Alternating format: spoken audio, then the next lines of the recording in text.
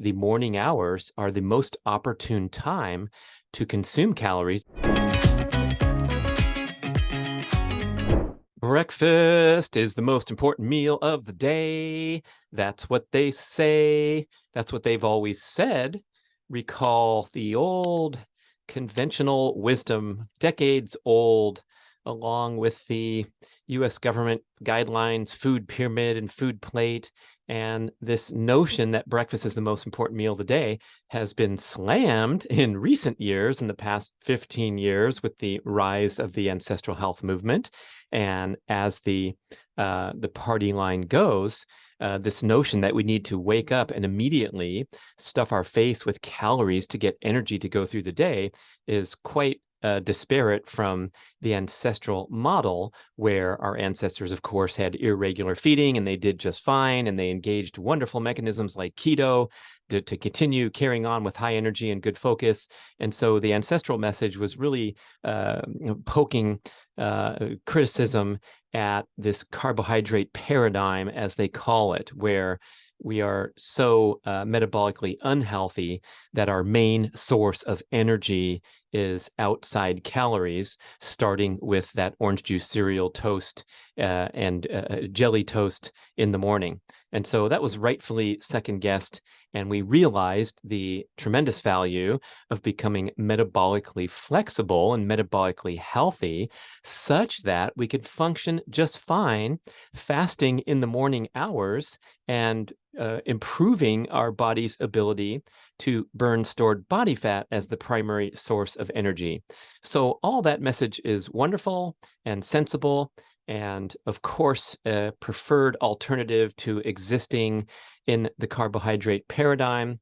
However, now it appears that breakfast is coming back in style for many reasons, especially among healthy, active folks looking to pursue peak performance and even avoid disease, delay aging, primarily through the maintenance of all-around physical fitness, especially maintaining functional muscle strength throughout life, which requires a tremendous emphasis on dietary protein, as well as doing the hard work with brief, intense strength training sessions, sprinting, and being active throughout the day. So we have this new notion.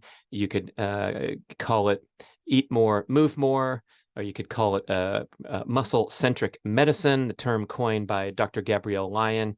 And the idea is that fueling the body with nutritious calories is going to promote healthy, active lifestyle.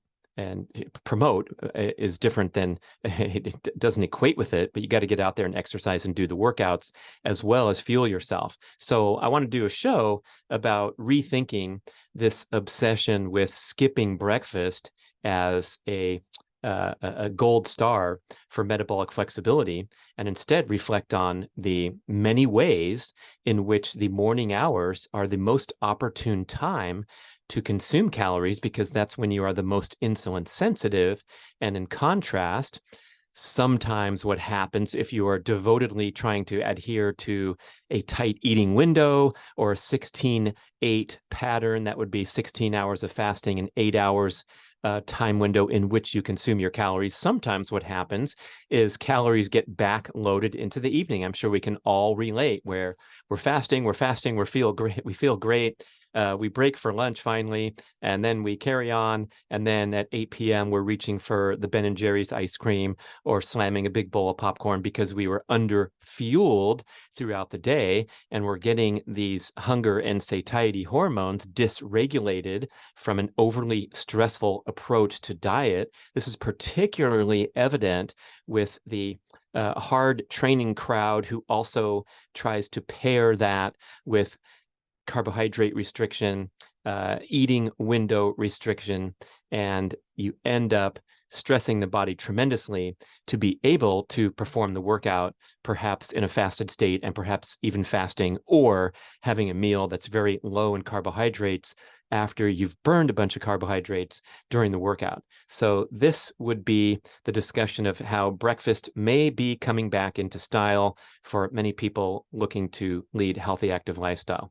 And that's where we have kind of a fork in the road, because if you are still operating with metabolic dysfunction, the energy toxicity model, as Dr. Lane Norton calls it, which is the overarching problem with modern society, where we consume and store too many calories and burn too few calories, such that we have an energy toxicity problem. We have an overdose of calories coming in and not enough being burned. So if you're in that state, as evidenced by, for example, lifelong accumulation of excess body fat and adverse blood values that grow over time, now you're drifting into the pre-diabetic category along with 100 million plus Americans. That is the mainstream path that we're seeing. And so we first want to extricate from that by any means necessary, which is to become more active in daily life and consume fewer nutrient deficient calories, thereby turning on your metabolism to work as intended, as well as your hunger and satiety hormones. So I didn't just say consume fewer calories, period. I said consume fewer nutrient deficient processed foods, because this is the main culprit that is causing metabolic dysfunction, energy toxicity. I often reference the wonderful quote from my former podcast guest, Dr. Robert Lustig, when he said, "If you simply eliminate processed foods, you can't get fat." "What? Are you sure?" said Brad Kearns. He said, "Yes." I said, "Will you stake your reputation and your life's work on it?" He said, "Yes." And so he contends with a lot of research behind him, that the obesity problem, the type 2 diabetes problem, the incidences of cancer and all the metabolic related diseases, which are among the top killers, or collectively really causing so much demise, including heart disease driven by energy toxicity and poor dietary habits. He contends this is entirely due to nutrient deficient processed foods that our body does not know what to do with.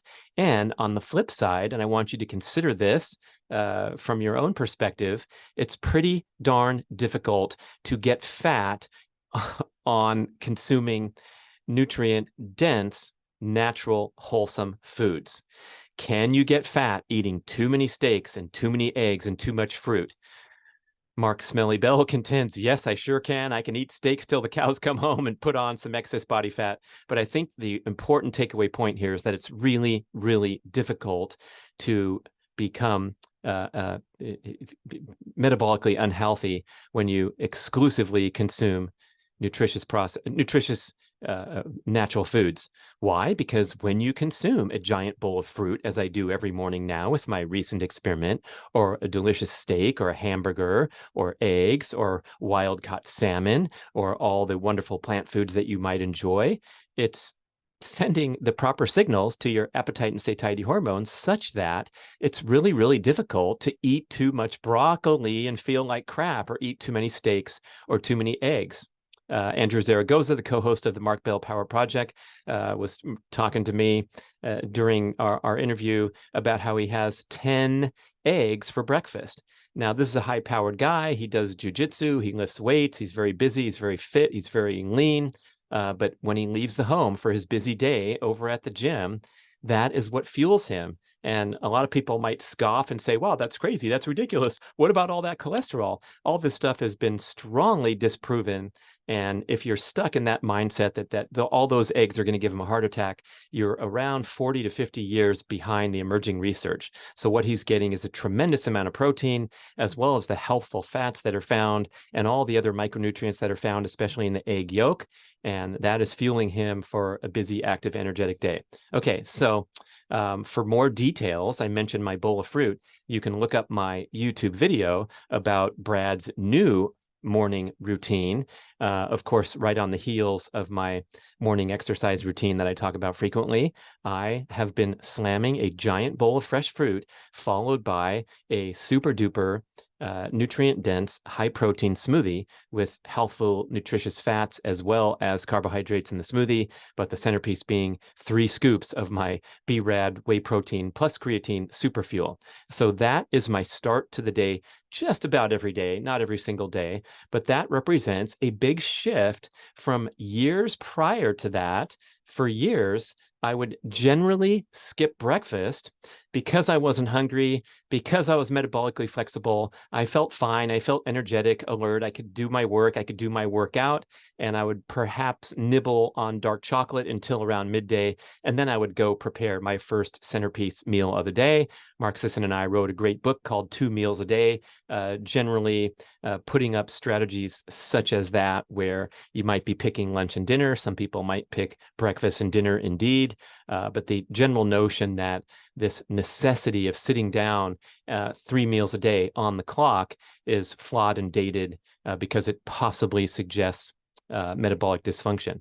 But if you're healthy and you're energetic and you are burning a lot of calories, why I contend that natural nutritious calories that I consume in the morning is certainly not harmful to my metabolic health. And I will stand up and debate any expert that contends that my consuming fresh fruit and a nice protein smoothie is anything but helping nourish an active, energetic lifestyle. So we have to kind of sort through the hype, the somewhat of misinformation, and especially the sound bites and short takeaways that don't offer the proper context and the full perspective, whereby fasting is automatically given a gold star as a positive thing, and then caving in before your time window enters and you only last until 11 a.m. is somehow giving you some negative points and making you feel inferior to the people that can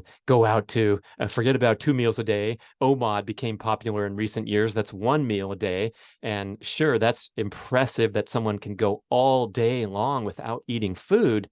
But as I've said a few times recently on podcast episodes, we have to also reflect on what's possible versus what is optimal in today's hectic, high-stress modern lifestyle. So this obsession with ancestral health, where our ancestors didn't eat any fruit all winter long because it wasn't ripe, and they did just fine. They were in ketosis for months on end, and you can do that too. That's fine, but is it optimal in today's life where, for example, we have largely neutralized winter because there are cheap flights on Southwest Airlines over to Hawaii? So all of a sudden we've thrust ourselves out of a winter experience into a tropical experience. And for many other reasons too, we go into well-lit, warm or temperate gyms to slam workouts in the middle of winter rather than huddle up in a dark cave. So I contend that really the ancestral winter is non-existent these days, especially with artificial light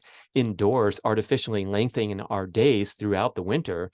We don't have that hibernation type strategy that might have informed the lifestyles of our ancestors. So we can reject these notions. One of them's on a sticky note on my wall for a long time, was from Dr. David Perlmutter, well-respected author and expert. And he doesn't want people to consume fruit during the winter because it's against our ancestral example. And I pit that right up with the Southwest Airlines flash sale, $80 flights one way from the West Coast to Hawaii, and that thereby negating any comparison to the ancestral example of not consuming fruit in the winter. Furthermore, the fruit is available all winter long at your grocery store, and we might contend that that is more optimal than being deprived of a nutritious, easy to digest calorie source such as fruit during the winter because it's not there. Now, as an aside, I'm in favor of eating locally, emphasizing the fresh seasonal fruit. So you might be consuming vastly less fruit in the winter than you do in the summer farmers market. We just got back from an incredibly large and bountiful farmers market where I got 6 flats of blackberries, thinking I was being a ball hog. I didn't want to take them for everybody, but they were gone in like 2.5 days because they're good. You reach for them, you reach for more, you reach for more. And that is what true summer is all about. I'm not going to be doing that in the winter from the ones that are flown in from Chile because they're inferior in many ways. But I think you get my point. And I want to continue on with a message that was shared with me by one of my favorite leaders in the ancestral game. That's Dr. Tommy Wood. He's a pediatric brain researcher at the University of Washington, former head of the Ancestral Physicians Society. His shows that we did a few years ago, I would urge you to go back and listen to those because they were so sensible and easy to understand and big picture, even from a distinct expert who's deep into the research and has tremendous scientific background. He simplifies everything to great takeaways. And I received these insights a long time ago, and it took a while for me to actually, embrace them fully, this idea of being fully fueled for hectic, high-stress modern life. But he also has some comments about the benefits or the importance of consuming calories in the morning. Quote, a large number of genes associated with energy utilization are under circadian control, and many peak earlier in the day. We know that eating later at night is associated with worse metabolic health and worse sleep, especially, now I'm going to interject, especially eating after dark, because that really throws off the digestive circadian rhythm, which is closely aligned with circadian rhythm. That's from the work of Dr. Panda. And so back to Tommy's quote, eating late at night, bad deal. There's a general inhibitory effect of melatonin on glucose handling. Even if your diet quality is good, I think avoiding food for 3 hours before bedtime is beneficial for those reasons. If you're consuming a certain number of calories to support athletic performance, a reasonably wide feeding window, like 10 to 12 hours, perhaps with protein dispensed throughout the day, is going to be important most of the time for most athletes. And if you're curtailing that window due to some strategy that you're implementing, like a 16-8 pattern, if you're curtailing that window in the evening because you want to finish eating 3 hours before bed, that means you're going to have to eat a lot of food in the morning. You get what he's saying? That's an end quote. Sorry, I interjected a little bit that wasn't there, but what he's saying is we want to stop eating 3 hours before bed. We want to get sufficient nutritious calories to fuel active, energetic, high-performance lifestyle. So we are obligated to consume breakfast. And we've heard a lot of talk about the importance of getting a certain amount of protein each day. The leaders that I really appreciate, like Dr. Paul Saladino, Ben Greenfield, Thomas DeLauer, Mark Sisson, and many others, are advocating to get perhaps higher than has long been recommended by template advice. And now you're hearing a lot of people with the simple recommendation of consuming around a gram of protein per pound of total body weight. It used to be 0.7 grams per pound of lean body mass. So calculate your body fat, subtract that, times it by 0.7.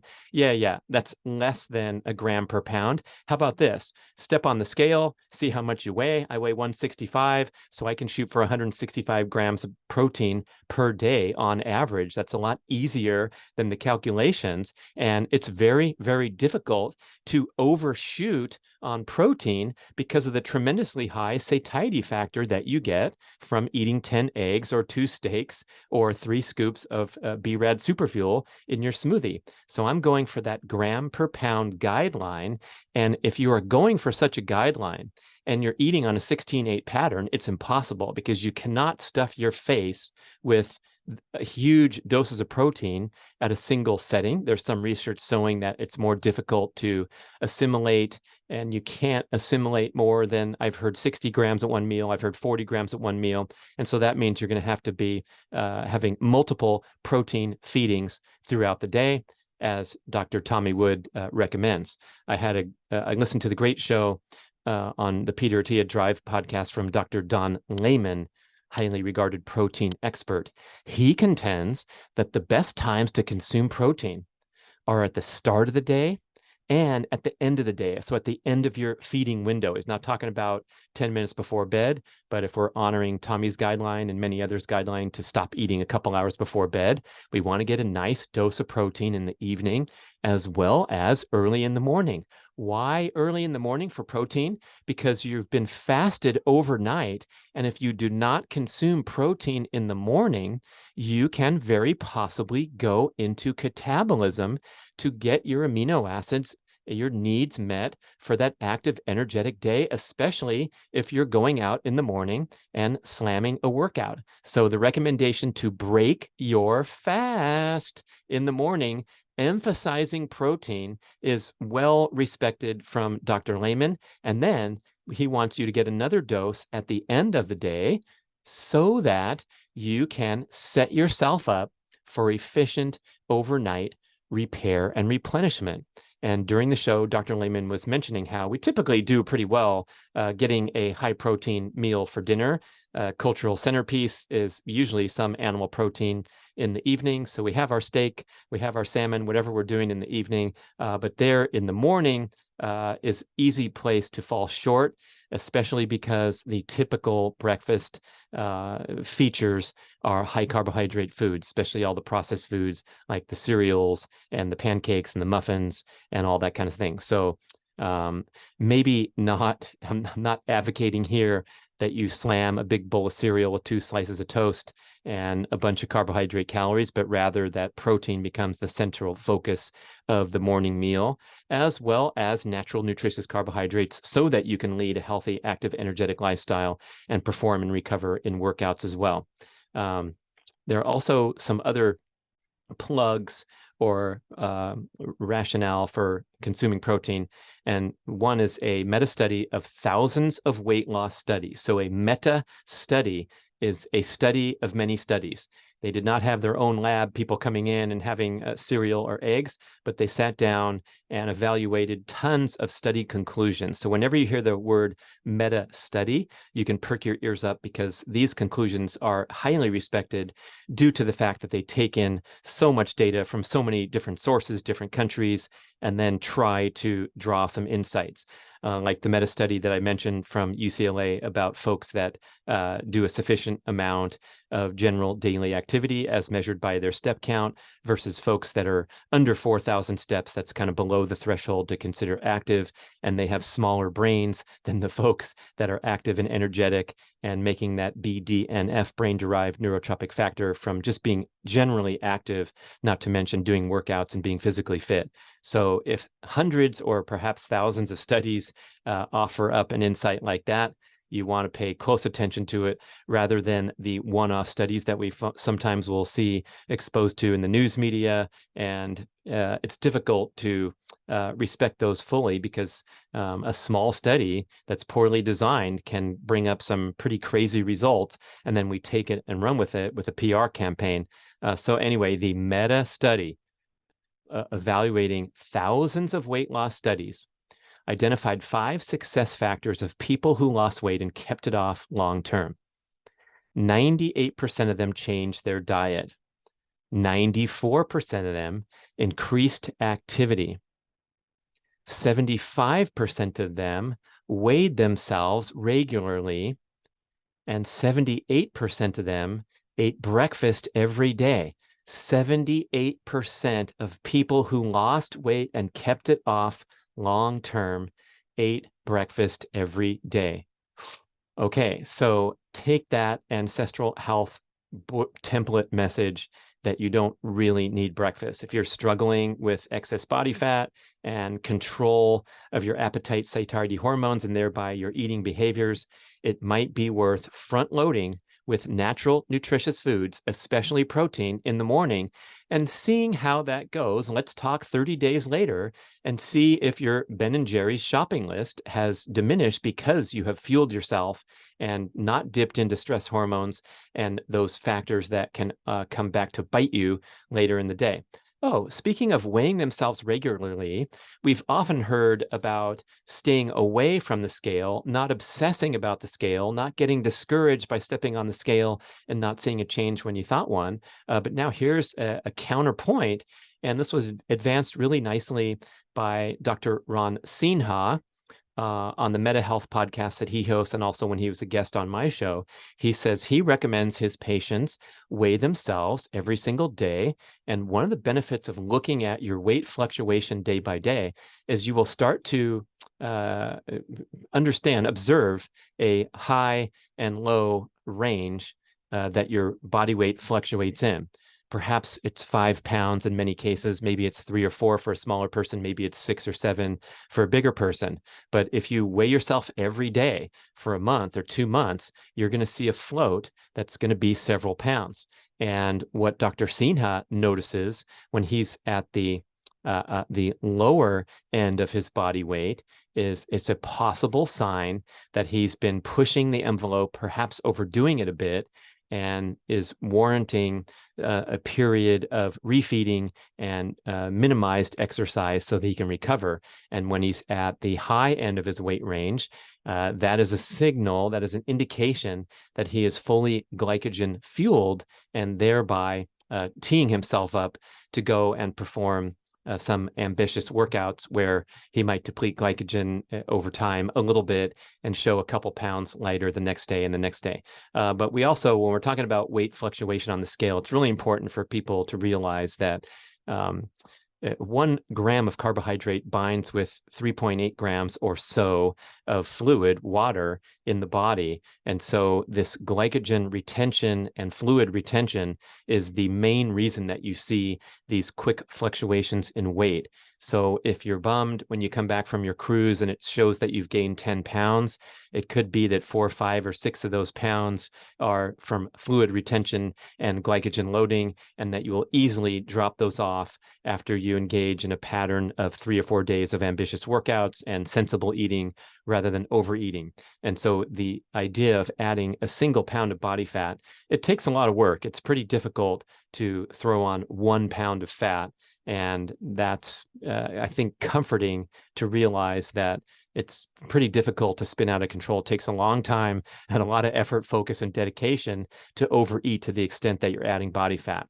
Except when we're talking about nutrient deficient processed foods that interfere with your body's metabolism and your ability to burn fat, such as refined industrial seed oils and the term endotoxin, as Jay Feldman talks about at length on our podcast interviews. When you consume the Skittles or the foods with chemicals and dyes and fillers and additives and processed crap, the seed oils, the processed sugars, it causes your body to release this internal toxin.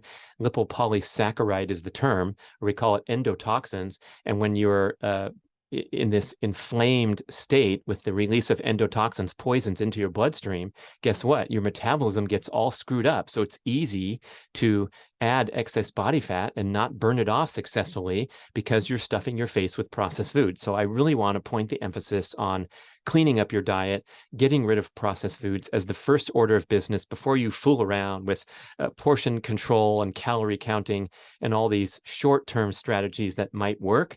But looking at long-term, we just want to clean up the diet and we'll be so far down the road to success that it's not even funny. Okay, so I'm talking about skipping breakfast and potentially engaging in muscle catabolism, potentially experiencing a decline in metabolic rate as a defense mechanism or a survival mechanism for the body perceiving lack of calories and then being asked to go and exercise. And then we have to present what I'll call the Sisson caveat. And Mark and I talked about this in detail on our most recent podcast interview, and his term that he coined, metabolic flexibility, which is now widely used to identify someone who's metabolically healthy and is able to handle, for example, long periods of fasting, is also able to handle a hot fudge sundae and not pass out, right? Someone who's able to burn a variety of fuel sources on demand throughout the day and for whatever activity they're not doing. So Sisson contends that when you become highly metabolically efficient, metabolically flexible, you can do just fine and you won't go into these breakdown patterns just because you're skipping breakfast. He's the prime example of this because his long-time strategy has been a long fasting period and then breaking his fast with a nutritious lunch around 1 p.m., another dinner around 7 p.m., and then long periods of fasting. And overall, since I've hung out with this guy a lot, he does not consume that many calories in general. I have to sneak food into his house if I'm staying over. And he is just a closed loop system. We use that term in the book, 2 meals a day. The closed loop system can handle whatever it's thrown at, including, for example, a few days of not eating much. and do just fine and perform the workouts and feel energetic and active and all that. So Sisson, having done decades of hard work to fine-tune his metabolism, especially through all the athletic training and the devoted adherence to a very difficult fitness regimen with sprinting, with strength training, with a lot of cardiovascular exercise, he can do just fine on minimal calories and long fasting periods. Now, back again to what's possible and what's optimal. Mark contends that this is optimal for him because he also has highly refined appetite. And so if he is needing some extra calories, he's going to go find them. He also knows how to enjoy his life and follow his edict, his motto of living awesome. So he will have times on vacation where he's unlocking from his tightly locked down primal blueprint style, Paleolithic style diet, and all that stuff is fine, and he can handle anything thrown at him, including a scoop of gelato when on vacation in Italy. So it's a really important counterpoint to reflect on, that if you are in great shape, metabolically healthy, you have good blood work, you might not need to obsess with slamming a huge bowl of fruit and a big protein smoothie every morning for breakfast. But my vision now, my own motto is perform, recover, perform, recover. So I want almost all of my stress mechanisms to be devoted to my ambitious athletic goals, especially at the advanced age of 58. So I do not want to throw in more items onto my stress scoreboard, which I might be able to adapt to and do just fine, but it might not be optimal. That's why, as I've said in recent times, I have drifted away from fasting. I have drifted away from keto or any form of carbohydrate restriction in favor of striving for maximum cellular energy status at all times, especially in and around workouts as I try to perform and recover. You get the difference here? So the workouts are stressful anyway. I get a fitness adaptation from them. I think it's the best allocation of my stress resources. It's far better than allocating some stress resources to having an argument with my wife in the morning instead of going and doing a workout, as Jay Philbin points out humorously. But a very important point to take home for everybody is that everyone talks about the benefits of hormetic stressors and cold plunging and hot saunaing and sprint workouts and fasting and keto. He goes, no one says that having an argument with your girlfriend is a hormetic stressor, but it's absolutely the same physiological response and the fight or flight hormones rushing into your bloodstream when you get into a personal conflict, as it is when you jump into the cold water or go to the CrossFit workout. So it's a very a memorable take-home point. And that's why I want to direct my stress resources to my ambitious athletic goals and not toward a diet that taps into stress mechanisms to deliver the intended benefits. And that's what fasting and keto do. And again, I'm not taking back any of the wonderful words and information that Mark and I have dispensed in many books. So the benefits of keto are widely validated, but we must remember that keto is a stress response. So making the ketones, the liver making the ketones, is in response to the body getting insufficient dietary glucose to fuel brain function or for muscles to perform work. And so we manufacture this beautiful, elegant alternative fuel source, and ketones are anti-inflammatory. They burn more cleanly in the brain, and you get all these benefits. But we cannot forget that keto is a stress mechanism.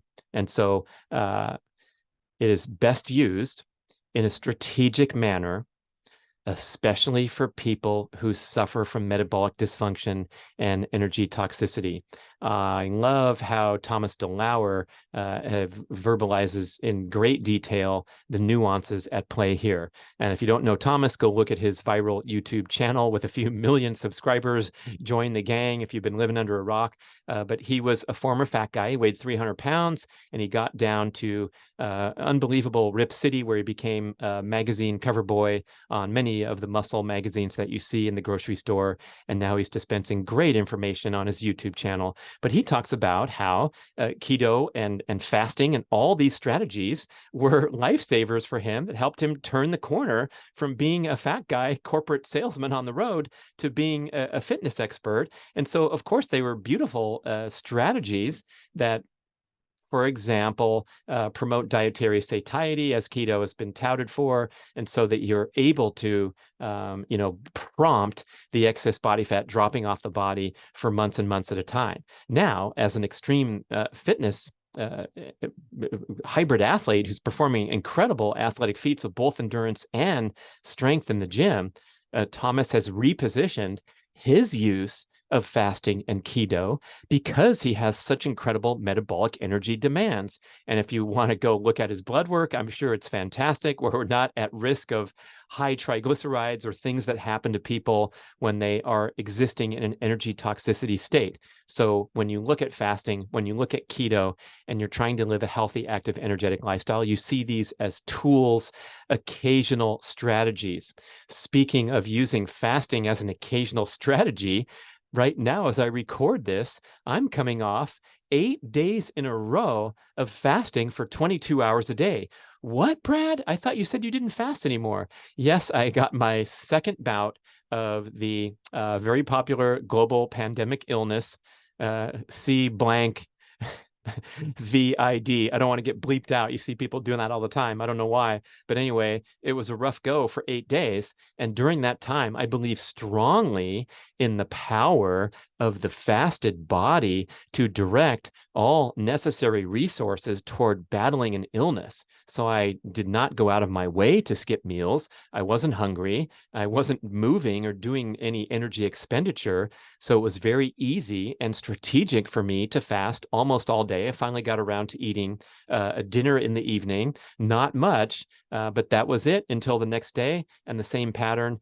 I don't know if it helped me heal any faster. It seemed like a long ass time to be down for the second time with this annoying illness that is still lingering on. It's not gone. Thank you very much. I can explain that in detail, but that's my strategic use of fasting right there. And I respect the people that will throw in a day a week of fasting to detox and cleanse, and certainly has a lot of scientific validation that can be a healthy strategy. But I personally am extremely enthusiastic about my recent experiment beginning back in May of 22. So now we're looking at nearly a year and a half of deliberately going out of my way to consume a huge bowl of fruit and a huge protein smoothie every morning in the name of maximum cellular energy status. Okay, so where does that leave us? What kind of dietary pattern, just to close this show here? If we're trying to emphasize protein, we are talking about an animal-based diet that is extremely nutrient dense, featuring the global food superstars of the planet, like red meat, like organ meat, like pastured eggs, like wild caught fish, that fish from the smash family, that's sardines, mackerel, anchovies, salmon, and herring, and all the other foods on my chart, which you can download for free at bradkearns.com. It's called the Carnivore Scores Food Rankings Chart, delineating in a tiered ranking system the most nutrient-dense foods on Earth. And I put red meat and organ meat up there above things like pork and chicken, because the conventionally raised chicken and pork fare far worse than red meat do on the grain-based diet. So of course we want to get grass-fed, wild-caught, pasture-raised. There's a big budget impact to choosing the very best meats. Arguably, it's extremely important and worth prioritizing, but you do the best you can, and especially emphasize the foods that are the most nutrient dense. And guess what? You can do this on an extremely modest budget, because organ meats are right up there at the top, and those are still incredibly inexpensive because there's not consumer demand to go and get grass-fed liver. I buy these tubs for a few bucks of the very best grass-fed liver at the natural supermarket, And you can eat that all day long without banging your budget. Same with pasture-raised eggs, which is a most incredible return on investment for upgrading from conventional eggs. I know you can get a dozen eggs still for $3 or $4, and you can get the pasture-raised eggs for $6 or $7 or $8, but the nutrient density is vastly superior. So make an effort to emphasize the most nutritious foods. Perhaps expand your eating window to represent as soon as you get up or soon after you wake up. Again, I do my slamming bowl of fruit and protein smoothie after my 40-minute morning exercise routine. So yes, I'm performing that in a fasted state, and I don't think there's any problem there because I'm going right into refeeding afterwards. And I've also sprinkled in new novel strategies such as having bags of dried fruit around and just nibbling on those whenever I feel like it during the day, instead of avoiding it as something that's evil. Because again, I'm going for that maximum activity, maximum cellular energy status, and trying to minimize my stress factors, which will kick in when you restrict your eating period and try to be active, when you restrict carbohydrates, when you restrict total calories. So breakfast back in style. Thanks for watching, listening. Love to hear your comments about this, especially user experience if you have engaged in dietary experimentation. And hey, if you agree with some of it or disagree with some of the stuff I said, go do an experimental period yourself and see how things come out. And then you can evaluate with more information, more data. I talk about my experiment starting in May of 22. So I have deliberately consumed quite a few additional calories each day, and I weigh the exact same. I've possibly improved my body composition in the past year and a half, and definitely improved my energy level and my fitness, because I seem to be performing and recovering better when I'm fueling myself with sufficient amounts of nutritious foods and not worrying about eating windows or restriction of anything that's in the natural nutrient dense category. Again, please go to bradkearns.com and download that free chart, the Carnivore Scores Food Rankings chart. We've worked so hard on it, and it's got a lot of great information and guidelines, including all the foods in the plant category that I favor and recommend and will probably do right for you. You'll pick and choose and find a diet that works for you. Do.